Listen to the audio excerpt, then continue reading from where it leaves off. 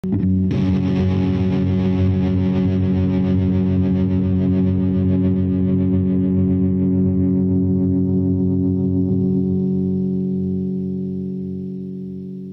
upon a time, long, long ago, the gods of Olympus made Tantalus king of Sipylus. The kingdom, rich in the minerals copper and tin necessary for the manufacture of bronze, made Tantalus wealthy beyond any other mortal being. Zeus, who was the father of Tantalus, invited his son to dine with the gods at his home at Olympus. During the meal, Tantalus descended into intoxication and, in his state of drunkenness, stole nectar and ambrosia from his host. Tantalus, at first pleased with his accomplishment, began to resent the gods of Olympus for their immortality, their beauty, and their wisdom. His resentment simmered into envy, then boiled over into seething animosity. Tantalus was seized by a desire to bring them down to the level of mortal beings, and he formed a plan to prove them ignorant. As gods, they had the power of foresight and could divine the reality of all things. He invited the deities to a feast in his hall, and he served them a casserole made from the flesh of his own son Pelops. The guests, aware of the origin of the meat, did not touch the food, but Demeter, distraught by the loss of her daughter Persephone, absent-mindedly ate part of the boy's shoulder and swallowed his left shoulder blade. The gods were outraged by this atrocity and bound Tantalus in chains. As punishment, he was cast down to Hades, where he stood in a pool of water that was surrounded by trees bursting with fruit. When hunger demanded gratification, he would reach for the fruit, but the trees would pull back their branches and deny him satisfaction. When driven mad with thirst, he would stoop to drink the fresh water in which he stood, but each time he sought to drink, the water receded, and he remained parched. For eternity, Tantalus was tantalized, tormented by his own lusts.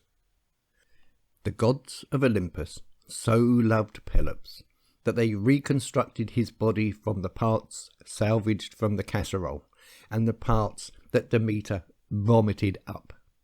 The butchered flesh was gathered up, but the left shoulder blade had been digested by Demeter.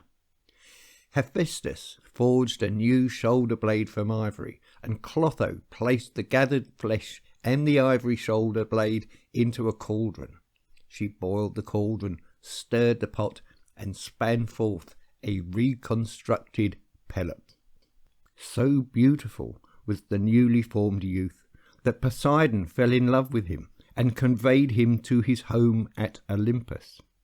Poseidon made Pelops his apprentice charioteer and taught the boy the skills of the great masters. Zeus, however, harboured resentment, a bitterness against the heir of Tantalus, and, still enraged by the foul actions of his mortal son, flung Pelops from the heights of his new home. Pelops span and tumbled as he fell through the air. From the heights of Olympus, through the clear, clean air, he crashed into the rock-strewn ground. His body shattered on the rocks, his skin grazed on the gravel. He lay still for a long time. Eventually, his body twitched. His consciousness stirred. His eyes opened. Slowly, in great agony, he raised himself from the ground. With his face blackened with the scars of bruises, his limbs twisted and deformed, his body racked with pain, Pelops roamed the earth.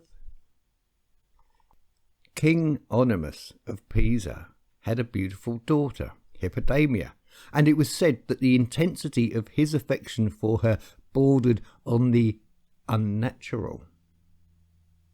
It had also been prophesied that Onimus would die at the hand of his son-in-law.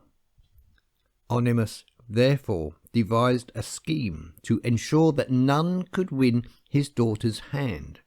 He challenged his daughter's suitors to take Hippodamia in a chariot and ride from Pisa towards Corinth. Sanctuary in that city would guarantee the marriage, but to be overtaken by Onimus on the road would mean certain death for the suitor.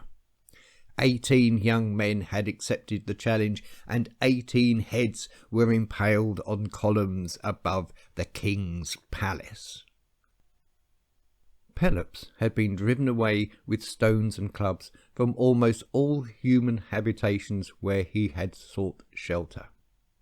Fearful of his monstrous countenance, none would accept him into their society.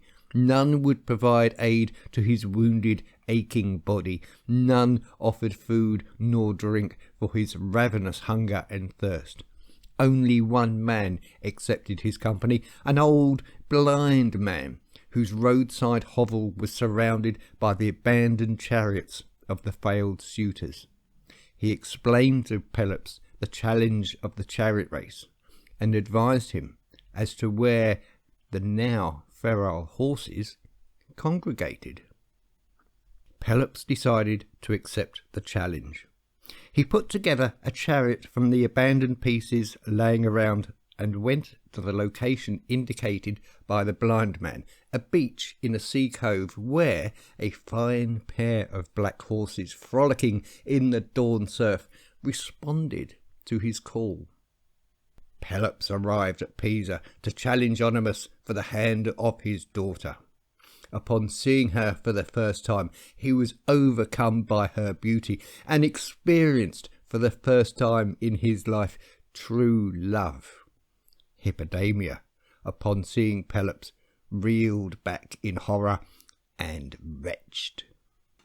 Onimus, aware of Hippodamia's horror of Pelops, refused to compete with the unworthy suitor. Yet Pelops persisted in his appeal. Confident that such a deformed creature could not command a chariot at full charge, Onimus finally accepted the challenge. As a courtesy, he invited Pelops to use the facilities of his stables, to rest and feed his horses overnight, and prepare his chariot for the contest. During the darkest hour of the night, Pelops, resting in the warmth of the stable, heard soft voices, whispers from the shadows. He crept to a dark corner and, recognizing the voices of Hippodamia and Myrtilus, her father's charioteer, listened to their conversation. What he heard gladdened his heart. It transpired that Myrtilus had long harboured an affection for Hippodamia, a remote and private love which Hippodamia was prepared to exploit. If, she proposed, Pelops won the race, then, rather than chance gestating a deformed progeny of the monster, she would offer her virginity to Myrtilus to ensure the purity of her heir. Myrtilus hesitated. Hippodamia departed the stable, and Pelops stepped into the light. He enticed the king's trusted friend with a tempting deal. In exchange for the intervention of Myrtilus in securing victory in the race, Pelops would grant him half the kingdom, plus the wedding night with Hippodamia. Myrtilus equivocated, and Pelops knew that his triumph was secure. The next morning Pelops drew his chariot to the steps of the palace in readiness for the race. Hippodamia refused to step into his chariot, as was custom, but remained aloof at the top of the steps. Myrtilus drew up in the king's chariot and, under the pretence of a final safety inspection, removed the bronze pins that affixed the wheels to the axle and replaced them with counterfeits made of beeswax. Oenomus descended the steps of the palace and stepped up onto his chariot. Taking the reins, he wound them around his wrists, creating an unbreakable bond between himself and his frenzied, enraged steeds. The structure of the contest compelled the challenger to strive towards Corinth and gain the first bend in the road before the king enjoined in deadly pursuit. Oenomus stood poised, his whip raised high, and signalled for Pelops to depart. He watched his adversary speed towards the first bend, then steeled himself for the pursuit. When Pelops whipped up his horses at the start of the race with Oenomus, he carefully aimed his whip strike above their flanks and reined in their enthusiasm for speed to a deceptively steady pace. For the spectators at the starting line, the roar of Pelops as the vehicle lurched forward and the dust kicked up by the hooves and wheels confirmed their belief that he strove for distance. He rounded the first bend, slowed, then halted the chariot and waited in the lee of a copse. He did not need to wait long, for soon the thunder of the horses' hooves came to him from the direction of the palace. Yet above that thunderous beat, another sound, a scream, high-pitched and desperate in its constancy, accompanied the equine timpani. Around the bend galloped the horses of Oenomus, harnessed in the chariot's yoke, yet minus the body of the vehicle. In its stead, Oenomus, still bound to the horse's reins, was being dragged. His knees and elbows were already flayed, yet consciousness remained. As the awful spectacle rounded the bend, so the body of Oenomus twisted and rolled onto its back. Pelops waited for them to pass, and then bid his horses forward. Oenomus, now looking up and back, saw the horses of Pelops bearing down on him. He found the strength to twist away from their pounding hooves, but exhaustion and debilitating pain slowed his reactions. Pelops heard the screams and felt the cool, wind-whipped, blood-burst mist strike his chest and face. Within a few seconds, the torso of the once proud king burst open, and the shoulders separated from the arms. The head of the king rolled into the ditch. Oenomus's horses slowed to a trot, then stopped.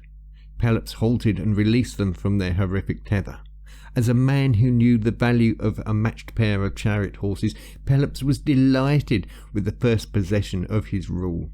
He turned back towards the city and halted again to retrieve the head of his adversary. Pelops returned to the city to ascend the throne and possess his wife. Hippodamia had remained at the top of the palace steps in the hope of watching her father return. Instead, Pelops, drenched in blood, stopped at the foot of the steps. He hurled the head of Oenomus at the foot of the steps, descended the chariot, and, stepping over the gruesome memento, climbed the steps towards his future. Hippodamia fainted. Pelops moved quickly to organize the ceremony of celebration for his ascension to the throne of Pisa.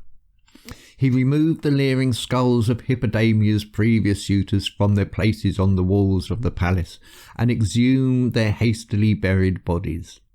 He organized for them an honourable ceremony of remembrance and erected a monument to their memory. He also commissioned the construction of a new hippodrome where regular chariot races in honour of the gods of Olympus would be inaugurated. He then turned his attention to Hippodamia and to their wedding night. When she recovered from her faint, Hippodamia began to twitch and writhe and moan and wail. She attempted to disfigure her face over a candle flame, and only the quick reactions of her matron saved her beauty. Pelops ordered that she was to be permanently bound, strapped gently to a divan, and fed soothingly, if possible, by her nurse, Pelops decreed that the preservation of her beauty was the concern of the entire private household, and any who failed to give full attention to this instruction was to suffer the cruelest torments. Pelops, aware of the promise made to Myrtilus, contrived a strategy to resolve this conundrum permanently. The night before the wedding ceremony, Pelops crept secretly to the stable and liaised with Myrtilus, ostensibly to convey details of the division of the kingdom and the consummation of Myrtilus's desire. Pelops suggested that, whilst the guests at the wedding feast revelled in celebration, Hippodamia would slip stealthily away and rendezvous with her prospective lover in the lonely defence tower that stood aloof far from the palace hall, high above the sea cliff. Myrtilus eagerly accepted. The ceremony progressed smoothly, due in no small part to the skill of nurses and matrons who sedated Hippodamia with soothing unctions. At the appointed time, Hippodamia was led away from the hall by her attendants, and it was Pelops who rendezvoused with Myrtilus. When he realized that he was the victim of a deception, Myrtilus protested and raised his hand to strike Pelops. But Pelops was ready for this violent outburst and, accusing Myrtilus of intending to rape his bride, seized his adversary and dragged him to the cliff edge. Despite the strength of his arms and shoulders, common to all who commanded yoked horses, Myrtilus was unable to extricate himself from the grip of Pelops, who hurled him from the high cliff. As he fell, Myrtilus cursed Pelops and his progeny until the end of time. The rocks dashed the life force from the body. Ravenous gulls tore away the flesh, and crabs stripped the bones. Waves and tides dissolved what remained of Myrtilus into the salt sea. Pelops returned to the feasting, sired a family, and established a dynasty. This dynasty inspired a civilization, the civilization in which both you and I, dear listener, are citizens.